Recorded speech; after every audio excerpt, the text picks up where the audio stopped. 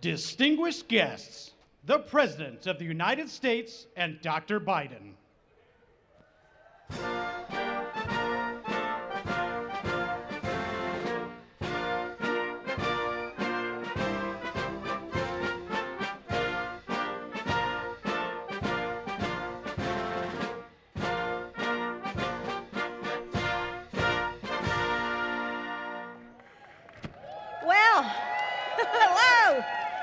Welcome to the White House. It's so wonderful to see so many friends here.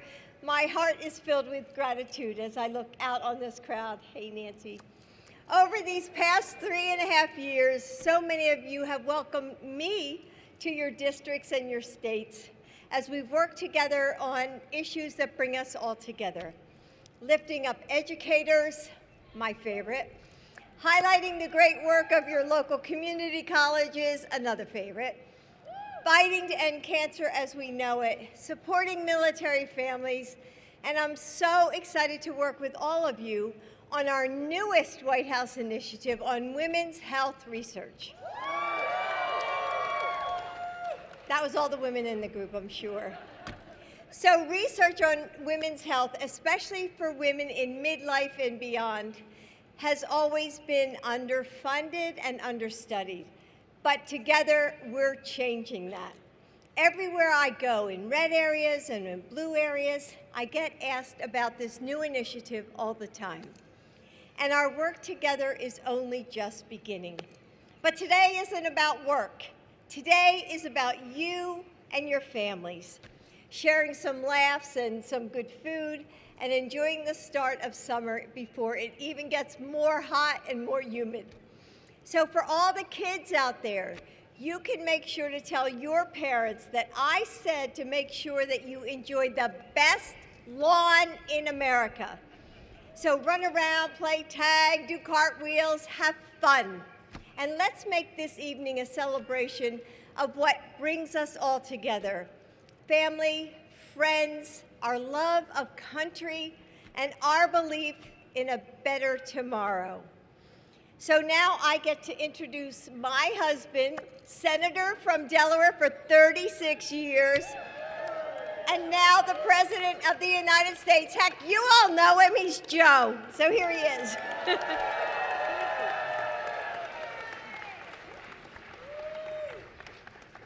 My name is Joe Biden. I'm Jill's husband. I want to thank all the congressional leaders here today. Chuck, my guy's going to be the next Speaker of the House, Leader Jeffries. And the guy I have to admit to you I couldn't do without as President of the United States, Dick Durbin. He gets it all done all the time for me. And Catherine Clark, Whip. I'm always happy to see Nancy. Nancy Pelosi is hiding right there in the corner. Nancy, the best speaker in American history. Yeah. No, you really are, Nancy. And I wouldn't be here were it not for the fact that Tommy Carper got me here. Senator Carper, good to see you, pal. And so many other people. Look, all of them. Is Steny here? Where's Steny Hoyer? Steny Hoyer. I hear him in the back. He's drinking. He's over by the beer. Well, Steny Hoyer lives on the western shore of Delaware in Maryland. All the family members joining us, spent decades in the Senate, as Jill pointed out, hard to believe, 36 years in the Senate. But I tell you, I swear to God, I miss it.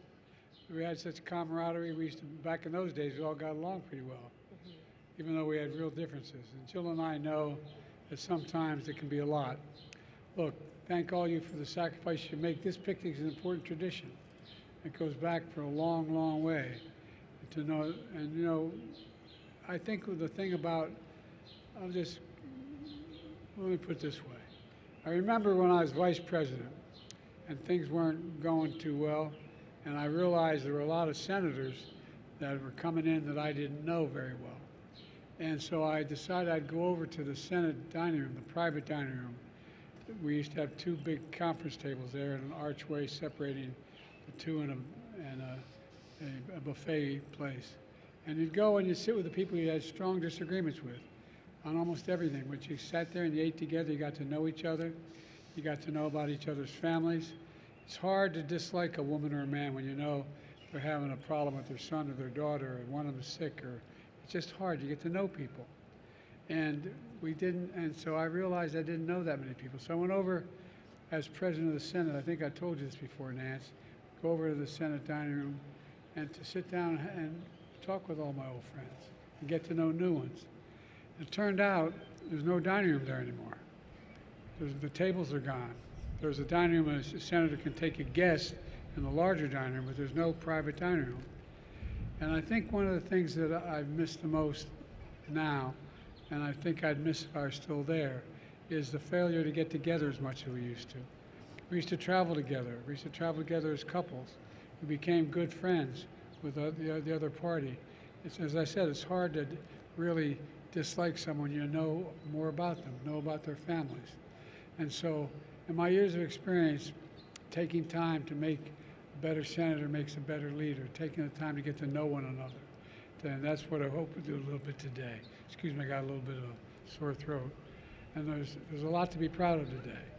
And I'm going to end by saying, look, I know I'm accused of being a congenital optimist, but the truth of the matter is, with the grace of God and the goodwill of the neighbors and the creek not rising, we have a shot to make some real changes, Democrats and Republicans, for the better for the country. We're the most powerful nation in the world. The rest of the world looks to us, not a joke. I know every major world leader well. I've been doing this a long time. And they look to us, the United States, for leadership. Or ask yourself the rhetorical question, if it wasn't us, who would it be? And so there's a lot we can do. There's a lot we can do, and a lot we can look forward to. So, as my grandfather would say, with the grace of God, the goodwill of the neighbors, and the creek not rising, we're on to better days. So thank you, thank you, thank you for being here. I want to say that. Are you going to go that way? I'll go this way. You go that way, I'll go this way? She's going that way, I'm going this way. You're out of line.